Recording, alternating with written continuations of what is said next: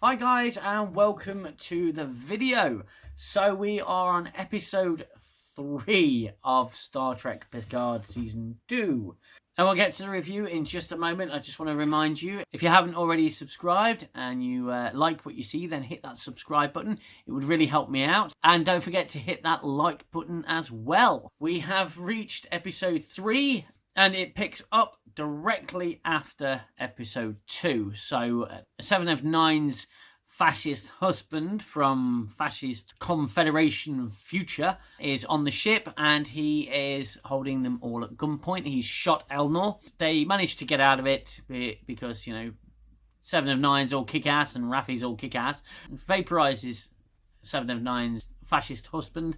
Elnor's been pretty badly hit. It appears to be mortal. Picard says, let's get out of here. Their aim is to fly into the sun, use time warp to go back in time, obviously picking up from the previous episode. They travel back in time. Elnor dies from his injury. The Borg Queen has partially taken over the ship, or taken control of the ship. They've travelled back in time. Now they end up back in Los Angeles 2024, which is a few years away, which I believe is in the trailer.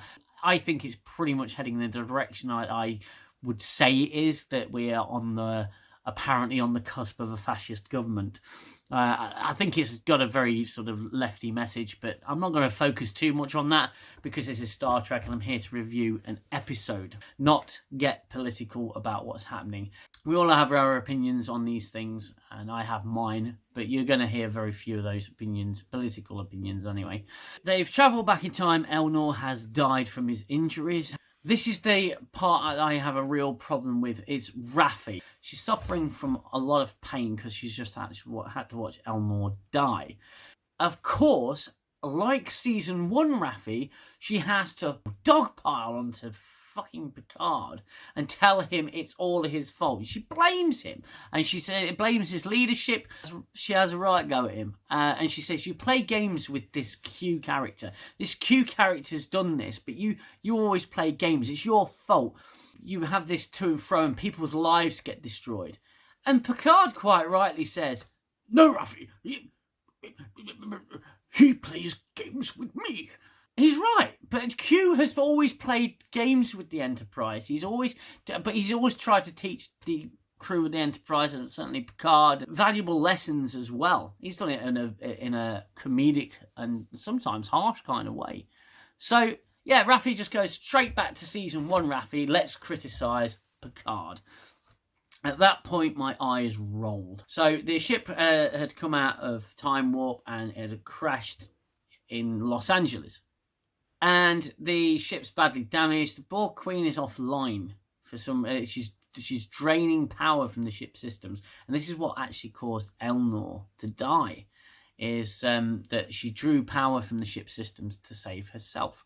Now Picard wants to get her back online because obviously she's the only source of the information as to where the Watcher is, as mentioned in the previous episode. The person who understands what's going on. Personally, I think it's just past Guinan. It'd be really stupid if it was, but I think that's probably where we're headed. Picard opts to stay on the ship with Jurati to try and figure out how to get the Borg Queen back online. And you've got Raffi, Seven, and Rios all venturing out into past Los Angeles 2024, where, there are homeless people on the streets and it's all terrible and it looks like something straight out of the news. I think maybe this is it's kind of like a parallel where they're not actually in the Star Trek universe, they're more in our universe, and we're at a fork in the road. If we choose the left or we choose the right, I think it's a social commentary. Again, I'm not particularly interested in that. I'm reviewing this episode and this series now on its own merit and its own pitfalls. They've all beamed down together. So Raffi beams in, Seven beams in, and what I thought was some kind of error in filming or something. Rios beams in midair, falls on a building fire escape, and then falls to the ground, and which made me absolutely belt out with laughter. I thought it would have been a really comedic sort of thing, except it then got a little more serious because he went unconscious. And I thought, oh, okay. It's kind of like watching You've Been Framed when you were a kid and you laughed, and then you think, actually, that must have hurt. He gets taken to a hospital.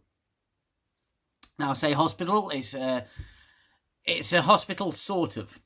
Okay, some guy finds him on the street, and he's taken to a hospital. We cut to Raffi and Seven. They meet up. Raffi's getting mugged by this guy with a gun, and she disarms him and takes the gun apart as if she knows what 21st century weaponry is, and knows how to take it apart. She's just like military. Out it goes. Seven meets up with her, and they go to try and scan for A, the Watcher, any alien signals, and B, Rios. Agnes and... I'm getting good with these names, aren't I? Agnes and Picard are trying to wake the Borg Queen, and Agnes basically says that, look, we need to look at this option. I let her partially assimilate me, or I connect to her, because the information's in there. She's talking, but she's got no physical movement because she's essentially asleep, and repair her because they need her to get home anyway. If Q's not going to help, Picard plugs her in after basically saying, no, I won't let you. It's too dangerous. She convinces him. She gets plugged in. She starts conversing. Now, the thing is with the connection is that her conscious mind will be dealing with the Borg Queen, and her subconscious will be Picard's problem to deal with. So she's kind of split in two. You have Rios in the hospital. He's getting patched up by a doctor. This kid has taken his comm badge, comically oversized comm badge from fascist Confederation timeline. He's got broken fingers, a dislocated finger. It's quite a cute little back and forth with the doctor. And she says, look, you can't stand up, you can't go anywhere, you've got to stay here. He's anxious to leave. And she says, well, tell me a story. And I thought, oh God, is it a tragic backstory time? Or is it happy backstory time? I think it's happy backstory time. He tells this story about, his past and his mum. He was in a simulator, he got the best score, yada yada. It's not important. He's giving this tirade, and it's all really nice. I must admit, I did like this. I had to laugh. She snaps his finger back into place because it's dislocated, and I thought that was really funny. It was just the timing of everything. It was good. So, no, don't get me wrong. There's bits that I roll my eyes at with this episode. There's bits that are good at this episode, but I just know generally where they're going, and it's pissing me off. Rios is all fixed. He's trying to get his comm badge back off this kid who's obviously found his comm badge. Says, I need that. And it turns out it's the doctor's son. Okay, the doctor who treated him, it's her son. And he just can get his comm badge back. He tries to bribe him with cookies. Doesn't get his comm badge back, which is fair enough. It cuts back to Jurati and Picard, and they're trying to... She's trying to work her way through the Queen's files and trying to repair her and everything. There's an exchange between Jurati, Picard and the Queen and Jurati. So it's almost like the body swapping. So Jurati becomes the Queen becomes the Jurati, and Picard doesn't know who he's talking to. Anyway, he pulls the plug. He pulls the plug on the connection, and Agnes goes unconscious. And then the Borg Queen wakes up and starts talking to Picard. And she wants to negotiate. She's not negotiate. She's basically saying, I want the ship, and if you want those files, you give me the ship. Picard goes, no, I'm not giving you that. Jurati wakes up. Some of this would be out of sync. I'm not going to go back and forth. Jurati wakes up, and basically she's very sneakily stolen the files from the Borg Queen about the location of the Watcher, essentially just nullifying the Queen's bargaining chip. Rios is in the hospital. There's not really a hospital. I think it's a private hospital, and it's obviously they deal with immigrants, illegal immigrants. He's about to get his comm badge back. Immigration control turn up and arrest people. He tries to pass himself off as a doctor, but yeah, because they're They're the naughty immigration control. Don't get me wrong, every force has its horror stories, but I think that's pretty disrespectful to the ICE officers that are serving, that are trying to do their job. Portrays them as a very negative light. I'm not sure I agree with that, to be fair, but I'm not getting into it. All I'm going to say is, yeah, Rios gets arrested by immigration control and taken away. Picard's calling Rios,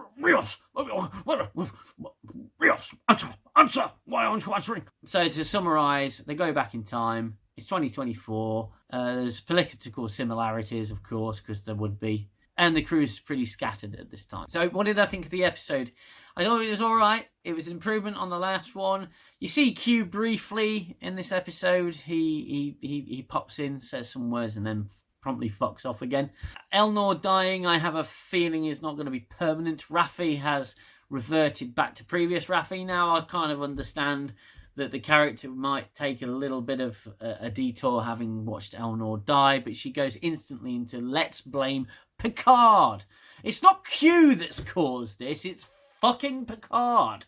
And she seems so angry at Picard all the fucking time. I mean, the first episode was, I think there was a little bit of fuckery going on there because she seemed very endearing to him and seemed to warm up to him. But she's so fucking bipolar, it's unbelievable. She flips, absolutely fucking flips at him. And yeah, okay, you lash out at people when you lose someone and you do that, but it seems to be so natural for the character of Raffi to fucking hate Picard and to act like she's his best friend or something. But yeah, she becomes such an obnoxious cow.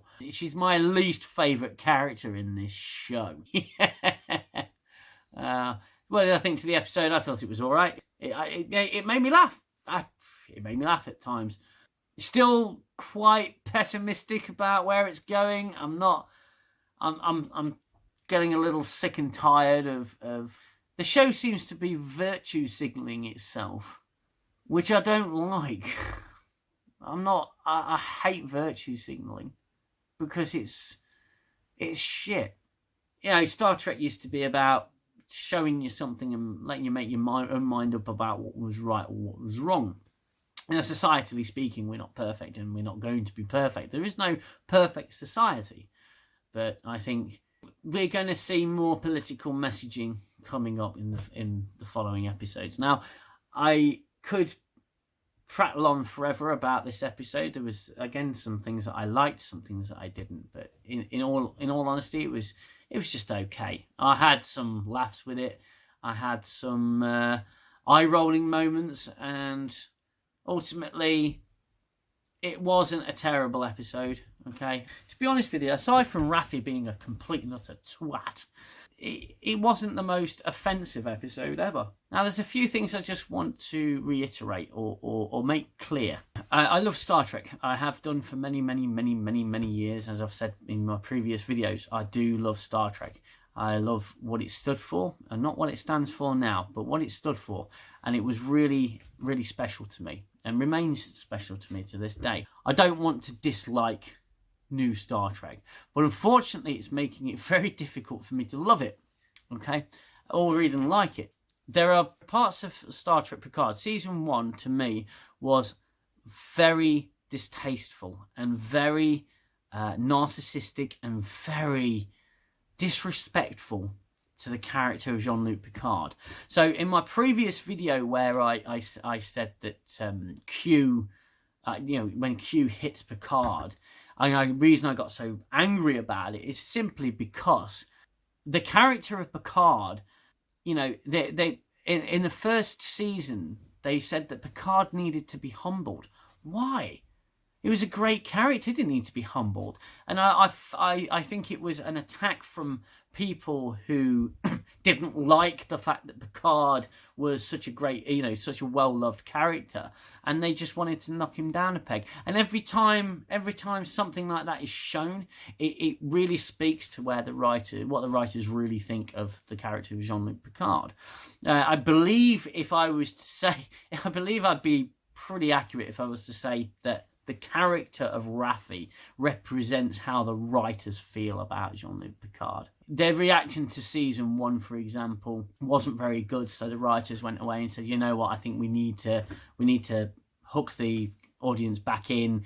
Let's treat Picard with some respect and, you know, admiration. Let's draw that audience back in and then smack them. You know what I mean? Let's smack Picard around the face, and let's have Raffi go, your games with Q, it was all your fault. You know, it was your fault, Picard.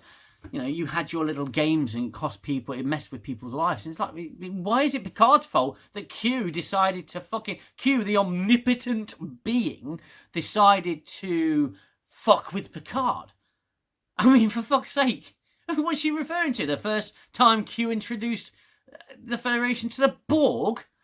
Q's been a menace to the Enterprise crew in the past. I saw this meme actually where it was a picture of Picard and Cisco and Q, obviously, and it says